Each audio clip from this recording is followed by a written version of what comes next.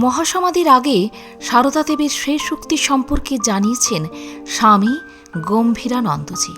তিনি বলেন, শ্রী মায়ের দেহ যাইবার মাত্র 5 দিন পূর্বে এক ভক্ত অন্নপূর্ণা মাকে দেখিয়ে আসিয়াছিলেন। তিনি ভেতরে যাইতে নিষেধ বলিয়া ঠাকুর ঘরের বাইরে দাঁড়িয়েছিলেন। হঠাৎ পাশ ফিরিয়া মা তাহাকে দেখিয়া ইশারা করে নিকটে ডাকিলেন। তিনি কাছে গিয়ে প্রণাম করিয়া কাঁদিতে কাঁদিতে বলিতেছিলেন, মা, আমাদের কি হবে?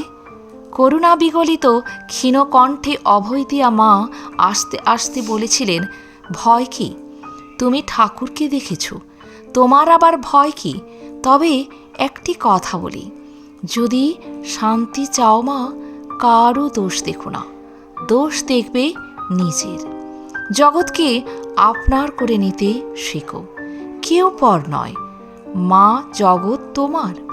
ভক্তদের প্রতি এই ছিল শ্রী শ্রী মায়ের শেষ বাণী। মা প্রণাম নিও। আজ এ পর্যন্তই। ভালো থাকবেন, সুস্থ থাকবেন। যদি ভিডিওটি ভালো লাগে একটা লাইক অবশ্যই করবেন।